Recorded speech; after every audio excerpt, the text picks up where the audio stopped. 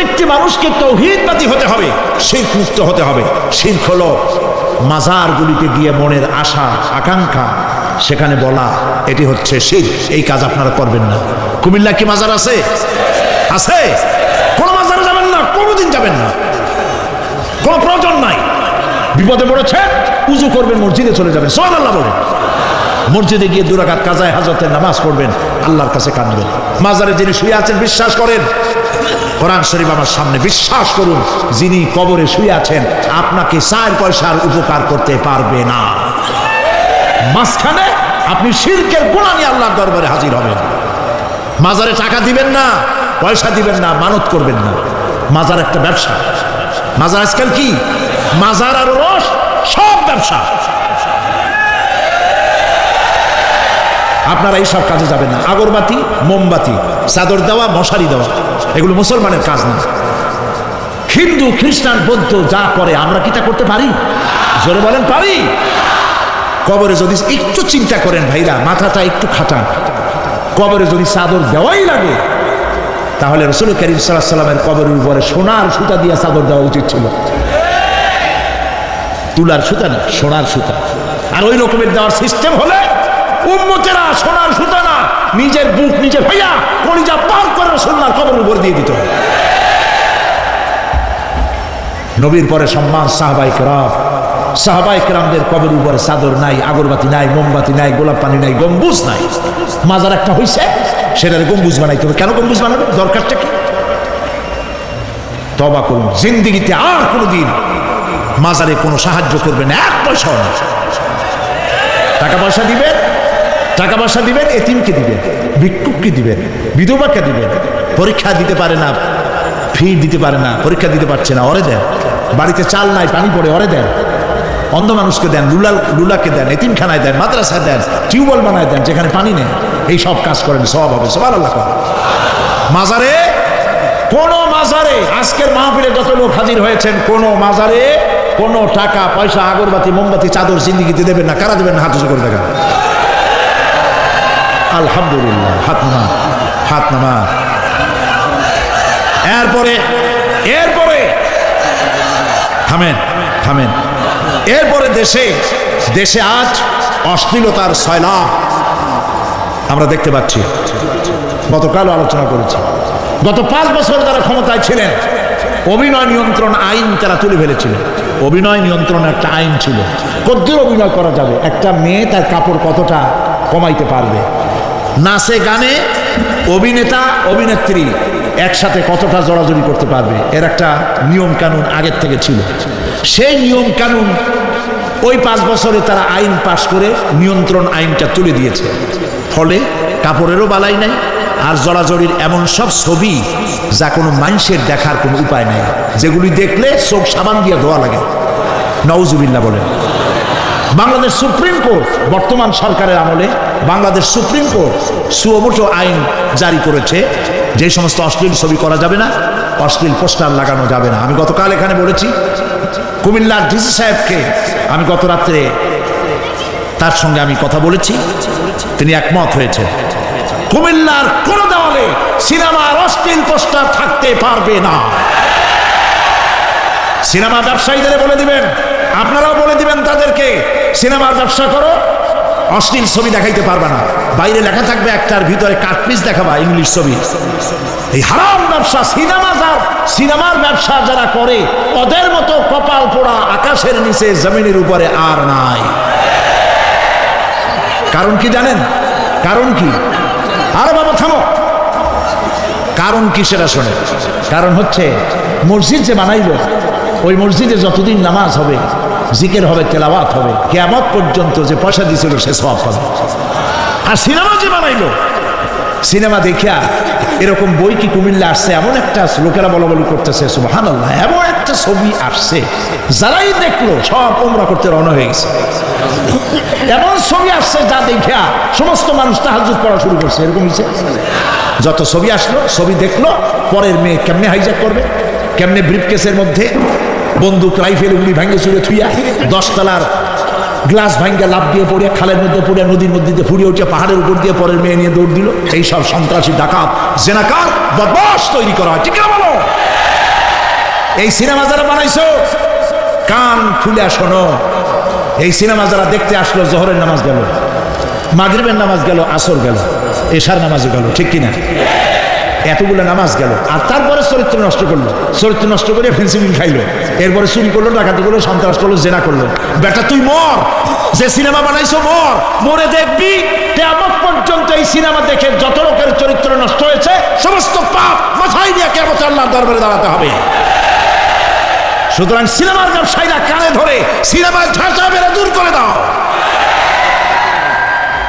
যদি মুসলমান হও, মুসলমানে যদি জন্ম দিয়ে থাকে, সিনেমার ব্যবসা বাদ দিয়ে দাও। আল্লাহ রহম করুন, বলেন আমি। কপাল পোড়া না হইলে সিনেমার ব্যবসা, এত ব্যবসা থুইয়া তুমি মানুষের চরিত্র ধ্বংস করার জন্য ব্যবসা করতেছ। এরপরে আকাশ সংস্কৃতি, কে যাবে? আকাশ সংস্কৃতি ডিশ এন্টিনার মাধ্যমে সাইবার ক্যাফে এগুলি বানায়া রাস্তার মোড়ে মোড়ে দোকান করে কম্পিউটারের ভেতরে, ক্যাসেটের ভিতরে, ইন্টারনেট ইত্যাদির মধ্য দিয়ে অশ্লীল ছবি প্রদর্শিত হচ্ছে। রাস্তার মোড়ে মোড়ে উঠতি বয়সের যুবক যুবতী মেয়েগুলি নষ্ট হয়ে যাচ্ছে। নাউজুবিল্লাহ বলবেন। এগুলি জনগণকে ঐক্যবদ্ধ হতে হবে, এগুলির বিরুদ্ধে মোকাবেলা করতে হবে, সরকারকে এগিয়ে আসতে হবে অশ্লীলতা বন্ধ করার জন্য। কারণ আল্লাহ পাক বলেছেন প্রকাশ্য এবং গোপনীয় সব রকমের অশ্লীলতা আল্লাহ পাক হারাম করে দিয়েছেন। অশ্লীল কোনো কাজ করা যাবে না। প্রিয় ভাই সব, আমরা যদি আমাদের আমলকে গঠন করতে পারি কিয়ামতের দিন নাজাত পাবো। আমল যদি গঠন করতে না পারি তাহলে কিয়ামতের দিন বাঁচার কোনো উপায় নেই।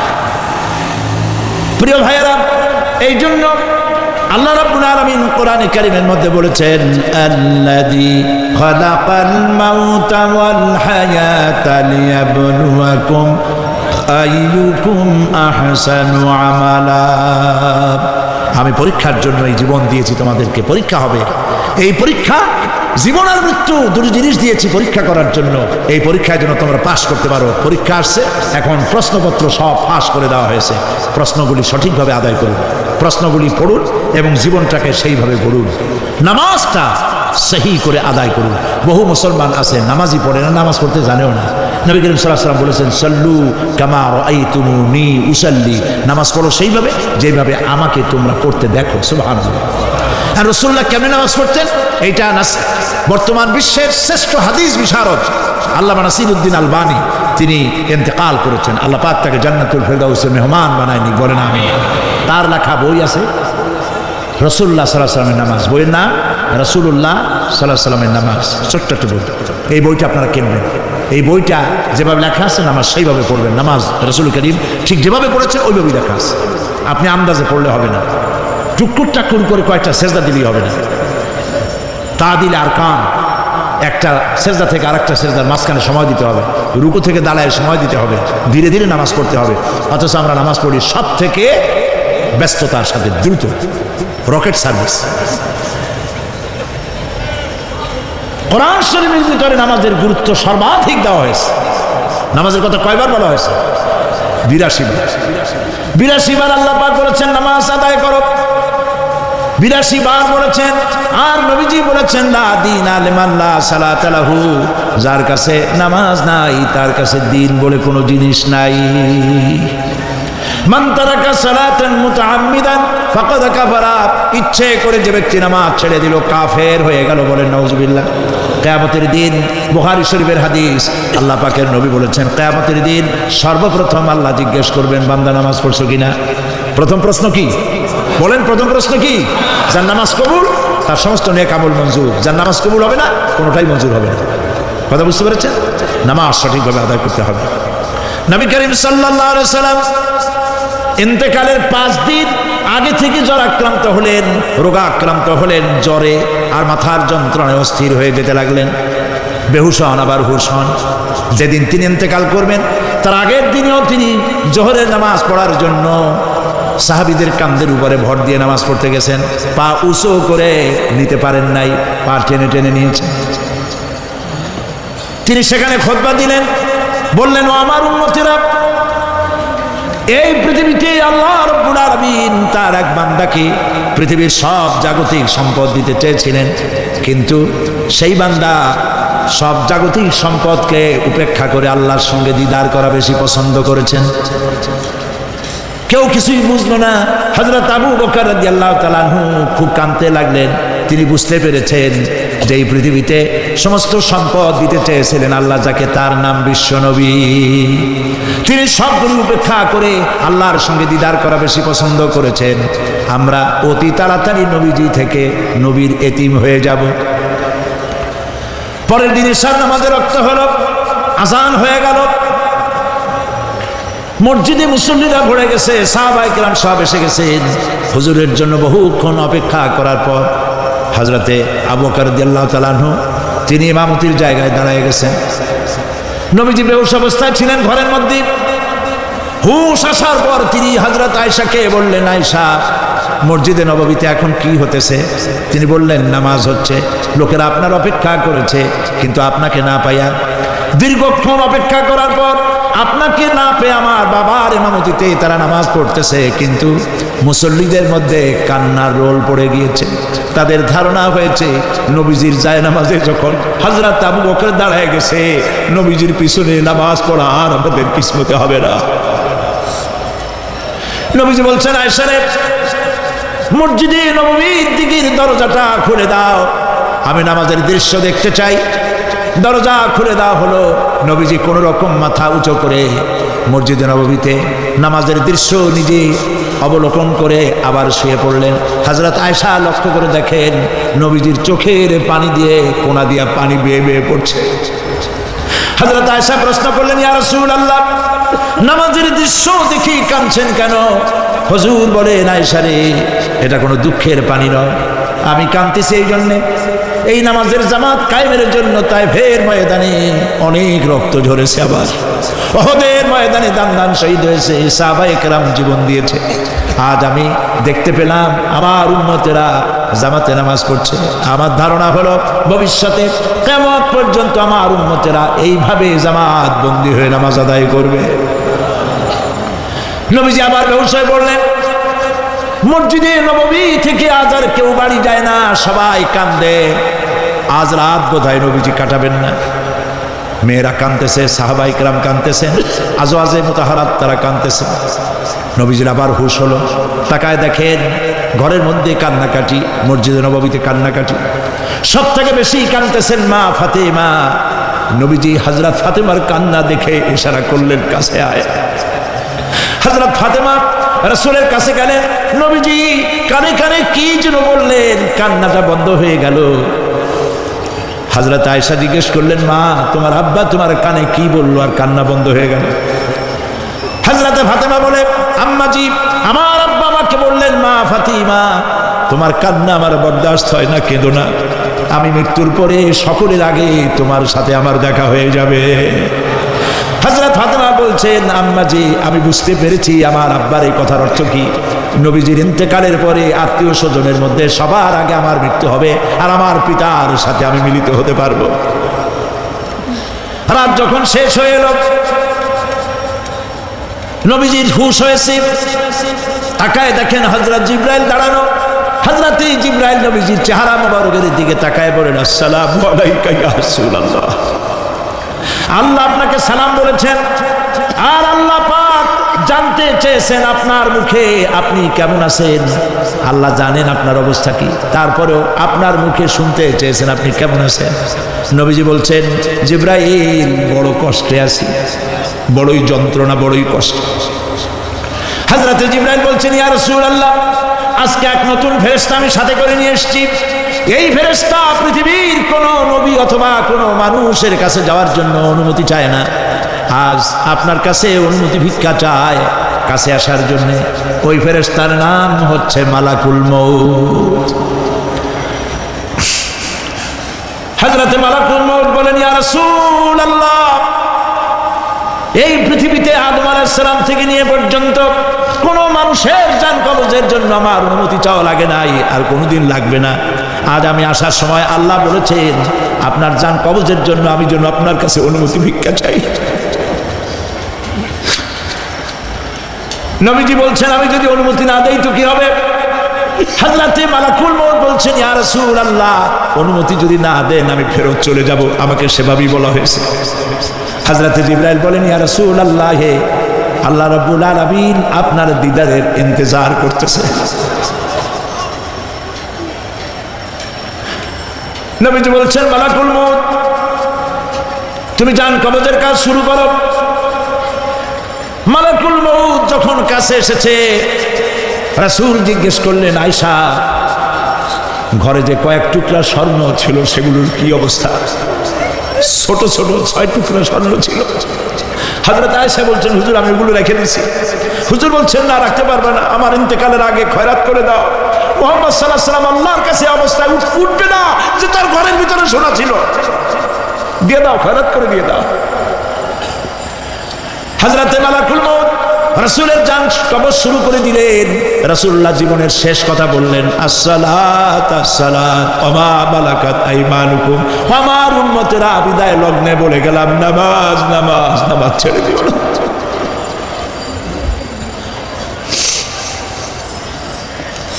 প্রিয় ভাইরা, নবী করিম সাল্লাল্লাহু আলাইহি ওয়াসাল্লাম জীবনের শেষ কথা বলে গেছেন নামাজ। সেই নামাজে আমাদের যত সব অবহেলা, স্ত্রীকে নামাজ পড়ান, বউকে নামাজ পড়ান, ছেলে মেয়েকে নামাজ পড়ান। দোকানদার ভাইরা যখন আজান হয়ে যাবে দোকান বন্ধ করে দেন, আপনি আপনার কর্মচারীরা নামাজ পড়তে যান। যতটুকু সময় নামাজ পড়তে গেছে এই সময় বিক্রি করলে যা লাভ হইতো এরপরে বিক্রি করলে আল্লাহ 10 গুণ বেশি বরকত দিতে পারেন। পারেন কিনা? পারেন কিনা? পারেন। আল্লাহর বিশ্বাস করেন, আল্লাহ আপনার বরকত দিবে। আপনার কর্মচারী, দোকানদারে, বাড়ি ঘরে স্ত্রী পুত্র পরিজন যারা আছে সবাইকে নামাজি বানান। নামাজি বানাবার জন্য চেষ্টা করেন। নামাজ রোজা ইত্যাদি করুন। মিথ্যা বলবেন না, ওজনে কম দিবেন না, খাদ্যে ভেজাল দিবেন না, ঘুষ খাবেন না, ঘুষ দিবেন না, মানুষের উপর অত্যাচার করবেন না, কাউকে কষ্ট দিবেন না, মানুষ যেন আপনার ব্যবহারে কষ্ট না পায়। আল্লাহ পাক বলেছেন ওয়াকুলু লিন্নাসি হুসনা, মানুষের সাথে সুন্দর সুন্দর কথা কও। নবী করিম সাল্লাল্লাহু আলাইহি ওয়াসাল্লাম বলেছেন মানুষের সাথে যদি হাসি মুখে কথা বলো একটা সদকা দেওয়ার সমান সওয়াব হয়ে যাবে। মানুষকে ভালোবাসো, গরিবদের ভালোবাসো, তাদের অর্থ করি দাও, পয়সা করি দাও, তোমার যা আছে দিতে থাকো। কুয়ার পানি যত উঠাবেন তত কুয়ার পানি ভালো থাকবে, আর পানি উঠাবেন না কুয়ার পানি পয়সা যাবে। এই জন্য আল্লাহর রাস্তায় পয়সা যত ইনকাম হচ্ছে খরচ করতে থাকেন, আল্লাহ পাক দিতে থাকবেন। আল্লাহ পাক বলেছেন যে সদকার মালকে আল্লাহ বৃদ্ধি করে দেন, আর দান সদকা যারা করে না, যাকাত দেয় না, তাদের মালকে আল্লাহ ধ্বংস করে দেন, হালাক করে দেন। এগুলোর দাম নাই, অশান্তি বাড়বে। বউ কথা শুনবে না, সন্তানাদি কথা শুনবে না, মামলা মোকদ্দমা, অশান্তি আর অশান্তি। আর আল্লাহর পথে থাকুন, আল্লাহ শান্তি বাড়ায় দেবেন। আমরা বলি আমিন।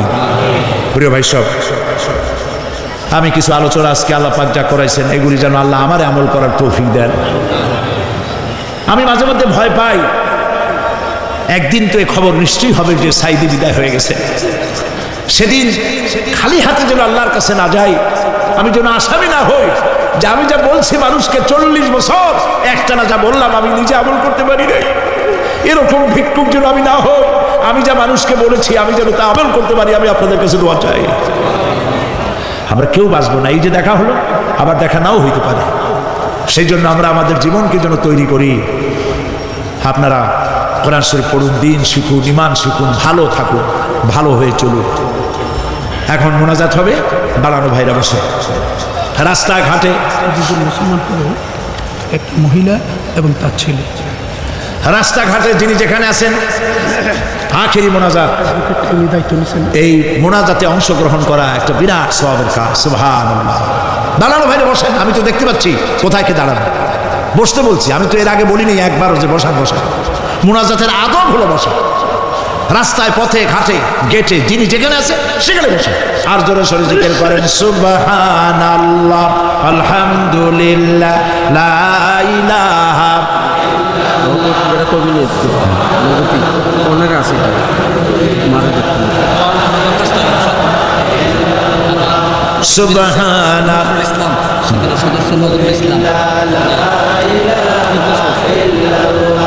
সুবহানাল্লাহ, আলহামদুলিল্লাহ, লা ইলাহা ইল্লাল্লাহ। জোরে করেন সুবহানাল্লাহ, আলহামদুলিল্লাহ, লা ইলাহা ইল্লাল্লাহ, লা ইলাহা ইল্লাল্লাহ মুহাম্মাদুর রাসূলুল্লাহ। দুইজন অমুসলিম হিন্দু মুসলমান হওয়ার জন্য এসেছেন, মা এবং ছেলে, মা এবং ছেলে। মা আছেন মহিলা প্যান্ডেল পাশেই, এই পেছনে মহিলা প্যান্ডেলে মা আছেন। তার পূর্ব নাম হলো হাসিরানী শীল, রামনগর বাড়ি, জাঙ্গালিয়া, কুমিল্লা। বর্তমান নাম পছন্দ করেছে ফাতেমা বেগম। আর তার ছেলে নাম হলো সুমন চন্দ্র শীল। কই সুমন চন্দ্র শীল। বর্তমান নাম পছন্দ করেছে মোহাম্মদ ওমর ফারুক। মাশাআল্লাহ। এর এফিডেভিট সরকারি নিয়ম অনুযায়ী অ্যাডভোকেট নাজির আহমদ হুসাইনি আগামীকাল তাদের এফিডেভিটের ব্যবস্থা করে দেবেন। আলহামদুলিল্লাহ বলে এখন তারা মুসলমান হবে।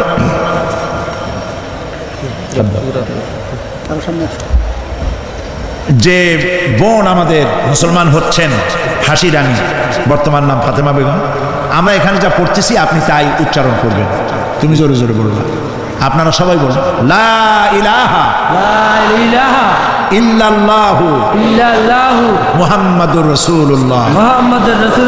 আল্লাহ ছাড়া কোনো ইলাহা নাই, মাবুদ নাই, মুহাম্মদ সাল্লাল্লাহু আলাইহি ওয়াসাল্লাম আল্লাহ প্রেরিত রাসূল। আশহাদু আন লা ইলাহা ইল্লাল্লাহু ওয়াহদাহু লা শারীকা লাহু ওয়া আশহাদু আন্না মুহাম্মাদান আবদুহু ওয়া রাসূলুহু। আমি সাক্ষ্য দিচ্ছি আল্লাহ ছাড়া কোনো ইলাহা নাই, কোনো মাবুদ নাই, কোনো উপাস্য নাই। তিনি এক, তিনি একক, তার কোনো অংশীদার নাই। আমি আরো সাক্ষ্য দিচ্ছি মুহাম্মদ সাল্লাল্লাহু আলাইহি ওয়াসাল্লাম আল্লাহ প্রেরিত রাসূল এবং তারই বান্দা। সবাইকে সালাম দাও, আসসালামু আলাইকুম। আপনারা সালামের জবাব দেন।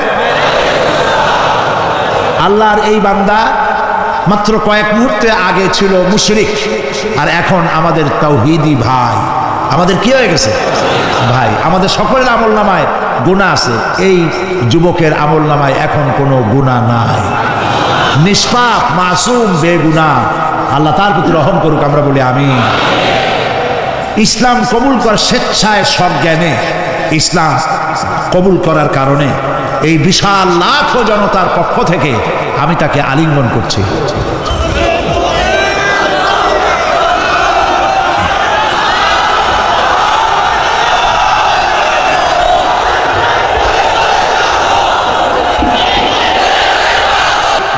পত্রিকা তো আজকাল জানেন, পত্রিকাগুলি প্রায় ইসলামের বিরুদ্ধে লেখে, কথা ঠিক কিনা? সেই ক্ষেত্রে কুমিল্লা একটা পত্রিকা বের করেছে, সাপ্তাহিক মেঘতি, মেঘনা, গোমতী, তিতাস, তিনটা নদীর কূলে যারা বাস করে তাদের কথাই এ পত্রিকা বলবে, বৃহত্তর জনগোষ্ঠীর ঈমান, আকীদা ও সংস্কৃতির উপরে ভিত্তি করে। সেজন্য আপনারা এই পত্রিকাটি সংগ্রহ করার চেষ্টা করবেন। আর বলেছিলাম যে প্রত্যেকটি মুসলমান, রাসূলুল্লাহ বলেছেন যে এমন দুইটা রাত যাবে না যে তার মাথার তলে ওসিয়তনামা থাকবে না। ওসিয়তনামা কারে বলে আমরা জানি না, ওসিয়ত তো বুঝি কিনা, কিন্তু লেখে কেমনে জানি না। সেই জন্য হযরত খুররাম মুরাদ রহমতুল্লাহ আলাইহি তার মৃত্যুর সময় তিনি উপমহাদেশের একজন অন্যতম শ্রেষ্ঠ ইসলামী চিন্তাবিদ, মৃত্যুর আগে ওসিয়তনামা লিখে গেছেন। খুররাম মুরাদের শেষ ওসিয়ত, এটা আমি সম্পাদনা করে দিয়েছি, খুব কম পয়সা দাম। এটি আপনারা নিলে ওসিয়ত কেমনে লিখতে হয় সেটা বুঝতে পারবেন, ছেলে মেয়েকে দিনের উপরে রাখার জন্য করতে পারবেন। ওমর রাদিয়াল্লাহু তাআলা আনহুর কথা আমি বলছিলাম আপনাদেরকে, তার জীবনী সম্পর্কে অনেকের জানা নাই। সেই জন্য শহীদে মেহরাব হযরত ওমর ইবনুল খাত্তাব রাদিয়াল্লাহু তাআলা আনহু, তার জীবনের কাহিনীগুলি জানতে পারলে আমরা আমাদের এবং আমাদের সমাজকে গড়তে পারবো, এটিও পাওয়া যাবে। তারপরে বই মানুষের ক্ষতি করে না, মানুষকে ঠকায় না। ঠকায় নভেল, নাটক, উপন্যাস, গল্প, দাদুর বই, এইসব পড়লে মানুষ ঠকে, কিন্তু কোরআন হাদিসের বই পড়লে মানুষ ঠকে না। কোরআন শরীফ, এই যে কোরআনের তাফসীর করলাম, কোরআন আপনার বাড়িতে আরবি কোরআন আছে কিন্তু তরজমা নাই। আল কোরআন একাডেমি লন্ডনের পক্ষ থেকে কোরআন শরীফের বিশাল বাংলা অনুবাদ বেরিয়েছে, সহজ সরল বাংলা অনুবাদ কোরআন শরীফ, হাফেজ মনিরুদ্দিন আহমদ সাহেবের। এর হাদিয়া 700-750 পৃষ্ঠার অফসেটে ছাপা, মাত্র 100 টাকা দিয়ে। বাংলাদেশের কোনো প্রকাশক এই পয়সা দিতে পারবে না, তিনি লাভের দিকে তাকান নেই, আল্লাহর রাস্তায়। তো এটা আপনারা নিতে পারবেন। আর তাফসীর বোঝার জন্য তাফহিমুল কোরআনের কোনো জুড়ি নেই, আলহামদুলিল্লাহ। কি তাফসীর নাম বলে? তাফহিমুল কোরআন আপনারা কিনবেন। ফি জিলালিল কোরআন সৈয়দ কুতুব শহীদ রহমতুল্লাহ আলাইহি, তার তাফসীর আপনারা নেবেন, এখানে পাওয়া যাবে। ঢাকা থেকে এই বইগুলি আসছে, আপনারা নিয়ে যাবেন। আল্লাহ নেওয়ার তৌফিক দিন, জোরে বলেন আমিন। সবশেষে আমার 40 বছর কোরআনে কারিমের, আমাকে লোকেরা মুফাসসিরে কোরআন বলে, কিন্তু আমি নিজেকে মুফাসসিরে কোরআন বলে মনে করি না। আমি মনে করি আমি কোরআনের একজন ছাত্র, তাফসীরের ছাত্র। তাফসীরের একজন ছাত্র হিসেবে 40 বছর একটানা দেশে আর বিদেশে কোরআনের কিছু খেদমতের তৌফিক আল্লাহ দিয়েছিলেন। সেই কথাগুলি ক্যাসেটবদ্ধ আকারে সারা পৃথিবীতে ছড়িয়ে পড়েছে। পৃথিবীর এমন কোনো জায়গা নাই যেখানে বাংলাদেশি মুসলমান আছে আর তারে গোলামের ক্যাসেট পৌঁছায় নাই, এমন কোনো জায়গা নাই। সব জায়গায় আল্লাহ পৌঁছায় দিয়েছে।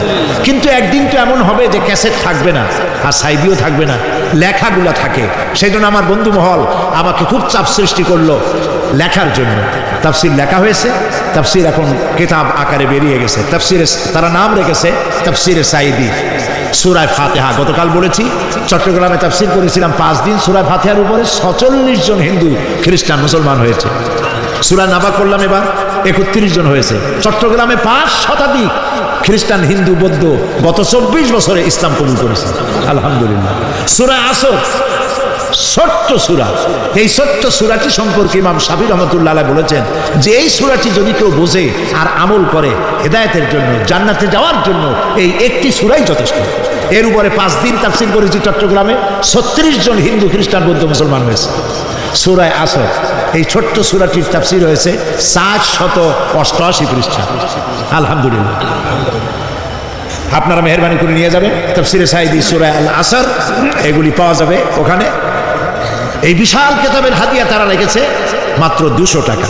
আপনারা যারা পারেন নিয়ে যেতে চেষ্টা করবেন। আমি চাই আপনাদের ঘরে ঘরে তাফসীর থাকুক, যাতে করে আপনি বুঝতেও পারবেন আর আমাকে দোয়াও করতে পারবেন। আমি আমার পক্ষ থেকে, আমি নিজের ভাইয়ের মতো মনে করি, আজকের সভাপতি কুমিল্লার সকল মানুষের কাছে সম্মানের পাত্র আলহাজ এম.এ. চৌধুরী সাহেবকে আমি সূরা তাফসীরে সাঈদী, সূরা আল আসর আমি হাদিয়া দিচ্ছি।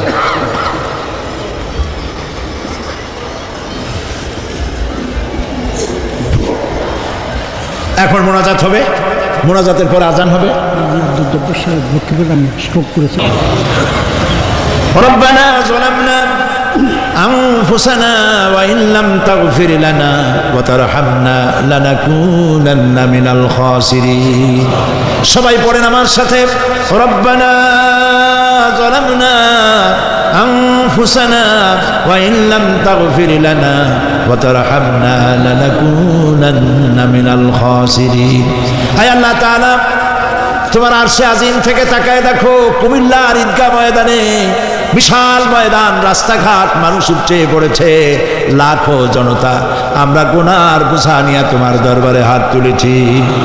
রব্বুল আলামিন, আমাদের গুনার দিকে তাকায়ও না, আমাদের চোখের দিকে আর মুখের কাকুতি মিনতির দিকে তাকায়া আমাদের জিন্দেগির গুনাহ মাফ করে দাও। রব্বুল আলামিন, সারা জীবন নাফরমানি করেছি, শিরক বিদআত সহ এমন কোনো গুনাহ নাই যা কম বেশি আমরা করি নাই। আল্লাহ তাআলা দয়া করে আমাদের জীবনের গুনাহ মাফ করে দাও। আয় আল্লাহ তাআলা, আমাদের মধ্য থেকে যাদের আব্বাজান দুনিয়া থেকে বিদায় হয়ে গেছে, আমাদেরকে কত কষ্ট করে তারা মানুষ করেছিলেন, আজকে তারা দুনিয়ায় নাই। আল্লাহ তাআলা, বিদেশে যদি আত্মীয় স্বজন চলে যায়, মাসে মাসে অথবা প্রতিদিন টেলিফোনে খবরও পাওয়া যায় আমাদের মা বাপ দুনিয়া থেকে বিদায় হয়ে গেছে, বছরের পর বছর, যুগের পরে যুগ, কি অবস্থায় আছে কোনো খবর জানি না। রব্বুল আলামিন, আমাদের গর্ভধারিণী জনম দুঃখিনী মা নিজে না খেয়ে আমাদেরকে খাওয়াইছে, গর্ভে রেখে কষ্ট করেছেন, ডেলিভারি করতে কষ্ট করেছেন, 2.5 বছর বুকের দুধ খাওয়াইয়া মানুষ করেছে। আমাদের মা বাপ যাদের দুনিয়া থেকে বিদায় হয়ে গেল, আল্লাহ কবরটাকে জান্নাতের টুকরা বানায়া দাও। রব্বিরহামহুমা কামা রাব্বায়ানি সগীরা।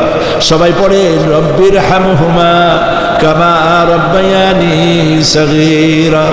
আয় আল্লাহ তাআলা, সারা পৃথিবীতে আজ মুসলমানদের বড়ই দুর্দিন, মুসলমানদের পক্ষে কথা বলার লোক আজ আর নাই। আল্লাহ তাআলা কাশ্মীরের মুসলমানেরা কষ্ট পেতেছে, তাদেরকে পাখির মতো গুলি করে হত্যা করা হচ্ছে। প্যালেস্টাইনি মুসলমানদেরকে অভিশপ্ত ইহুদিরা মারতেছে। এই আল্লাহ তাআলা, বাগদাদে যে ইরাকে অনেক নবীর মাজার আছে, মাহবুবে সুবহানি, খতবে রব্বানি, শেখ মহিউদ্দিন আব্দুল কাদের জিলানী রহমতুল্লাহ আলাইহি যে মাটিতে শুয়ে আছেন, মুসলমানের দেশ। আয় আল্লাহ তাআলা, কাফেরেরা সব ঐক্যবদ্ধ হয়েছে, মুসলমান দেশগুলি শেষ করে দেবে। আল্লাহ তোমার কাছে সাহায্য চাই। চেচনিয়া, বসনিয়া, প্যালেস্টাইন, কাশ্মীর সহ দুনিয়ায় যত জায়গায় মুসলমানেরা বিপদে আছে, আল্লাহ তুমি নিজে সাহায্য করো। রব্বুল আলামিন, আমরা মুসলমান, আমরা গুনাহ করেছি, সাহায্য চাবার মতো যোগ্যতা হারায় ফেলেছি। আল্লাহ আমরা স্বীকার করি আমরা গুনাহগার। আয় আল্লাহ, আমরা হাজারবার স্বীকার করি, নত শিরে স্বীকার করি আমরা গুনাহগার। কিন্তু একটা ভালো পরিচয় আমাদের আছে, সেই পরিচয়টা হলো আমরা তোমার হাবিবের উম্মত। আয় আল্লাহ তাআলা, তোমার হাবিবের সাদকায় আল্লাহ তুমি দুনিয়ার মুসলমানদের দিকে রহমতের নজরে তাকাও। আল্লাহ আমাদের জীবনের গুনাহ মাফ করে দাও। আল্লাহ মুসলমানদেরকে তুমি সাহায্য করো।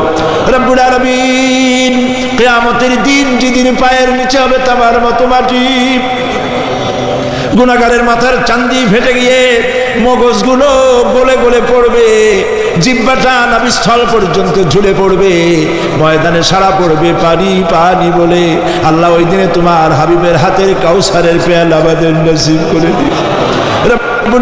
তোমার হাবিব বলেছেন 3000 বছর ধরে তুমি জাহান্নামের আগুনকে উত্তপ্ত করেছো, রক্ত মাংসের শরীর নিয়ে আমরা আগুনে জ্বলতে পারবো না। আল্লাহ জাহান্নামের আগুন আমাদের জন্য হারাম বানায়া দাও। আল্লাহুম্মা আজিরনা মিনান নার। সবাই পড়েন আল্লাহুম্মা আজিরনা মিনান নার, আল্লাহুম্মা আজিরনা মিনান নার। আয় আল্লাহ তাআলা, আমাদের আকীদা, আমাদের বিশ্বাস হলো এই, আমরা এখন কোথায় বসা তুমি দেখতে পাচ্ছ, আমরা কি বলতেছি তুমি নিশ্চয়ই শুনতে পাচ্ছ। তুমি একটু তাকায় দেখো তো বাবু, এতগুলি হাত তো কোনো পীরের দরবারে ওঠে নাই, কোনো বাজারে গিয়ে ওঠে নাই, কোনো মন্ত্রীর কাছে ওঠে নাই, কোনো প্রেসিডেন্টের কাছে ওঠে নাই। রাজা ধীরাজ, সম্রাটের সম্রাট, বিশাল আকাশের মালিকের কাছে হাত তুলেছি, মালিক খালি হাতে ফেরত দিও না, মালিক খালি হাতে ফেরত দিও না। হে আকাশের মালিক, হে জমিনের মালিক, হে আমাদের রব, আমাদেরকে খালি হাতে ফেরত দিও না বাবু। আল্লাহুম্মা লা তারুদ্দানা খাইবিন, আল্লাহুম্মা লা তারুদ্দানা খাইবিন। আল্লাহ তাআলা একেবারে কিচ্ছু না দিয়া খালি হাতে ফেরত দিও না। কয়েক সেকেন্ড আমি আপনাদের জন্য ছাড়লাম, মাথা নিচু করুন, চক্ষু বন্ধ করুন, যার যা বলার বলেন, দোয়া কবুল হয়ে যাবে ইনশাআল্লাহ। বলেন, যার যা বলার দরকার মিনতির সাথে, কাকুতি মিনতি করে বলেন।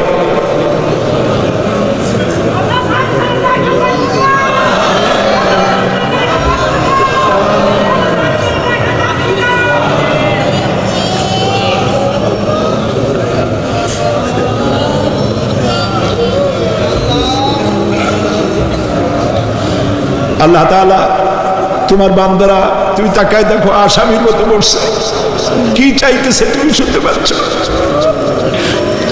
আমরা সবাই ভিক্ষুক, তুমি বলেছো ওয়াল্লাহু গানিয়্যুন ওয়া আনতুমুল ফুকারা, আমরা ফকিরের গোষ্ঠী, আর তুমি গানি, আমরা ভিক্ষুক, আর তুমি দাতা। আল্লাহ তাআলা আমাদেরকে খালি হাতে ফেরত দিও না বাবু। এই মাঠ থেকে কেউ যেন গুনার বোঝা নিয়ে ফিরে না যায় বাবু।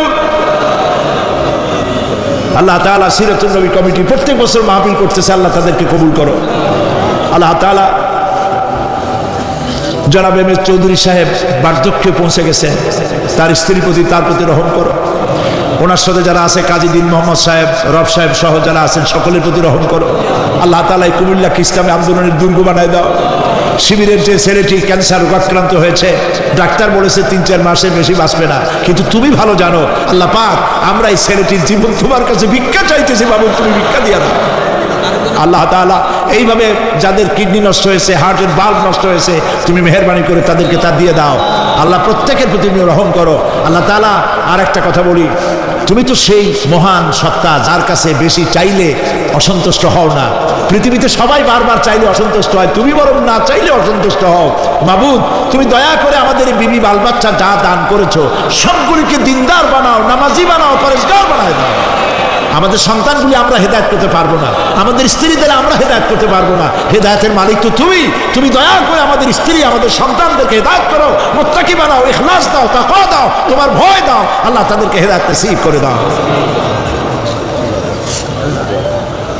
হায় আল্লাহ, আমাদের প্রিয় জন্মভূমি বাংলাদেশ, এর স্বাধীনতা সার্বভৌমত্ব কিয়ামত পর্যন্ত অক্ষুণ্ণ রাখো। সীমান্ত এলাকায় ভারত বাংলাভাষী ভারতীয় মুসলমানদেরকে উন্মুক্ত আকাশের নিচে ফেলে রেখেছে। তাদের খাবার নাই, পরার নাই, বন্দুকের নল তাদের দিকে তাক করে রেখেছে। আল্লাহ তাআলা ভারতের এই জালিম কাফের সরকারের হাত থেকে মুসলমানদেরকে রক্ষা করার জন্য তোমার কাছে আমরা ভিক্ষা করতেছি, দরখাস্ত করতেছি। আল্লাহ, ভারতের জালেম কাফের মুশরিক সরকারের হাত থেকে মুসলমানদেরকে বাঁচাও, রক্ষা করো। বাংলাদেশে এক শ্রেণীর লোকেরা বাংলাদেশের বিরুদ্ধে দেশে বিদেশে ষড়যন্ত্র আর অপপ্রচার করছে। আল্লাহ তাআলা এই হিংসুকদেরকে অপপ্রচার থেকে বিরত করে দাও। আল্লাহ তাদের হেদায়েত নসিব করে দাও। আল্লাহ তাদের হেদায়েত নসিব করে দাও। কপালে হেদায়েত না থাকলে এগুলি দুনিয়া থেকে গজব দিয়ে বিদায় করে দাও। আল্লাহ তাআলা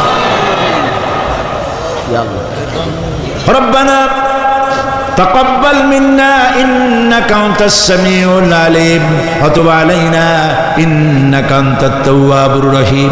আয় আল্লাহ তাআলা, আমাদের দেশের সেনাবাহিনী, আমার দেশের বিডিআর, আমার দেশের পুলিশ বাহিনী, তাদেরকে দিন দাও, ঈমান দাও, চরিত্র দাও, ভালো রাখো। আল্লাহ তাদের উপরে তোমার রহমত নাজিল করো। রিকশাওয়ালা, ঠেলাওয়ালা, কুলি মজুর, কষ্ট করে যারা রুজি কামাই করে, আল্লাহ তাদের রুজিতে বরকত দিয়ে দাও।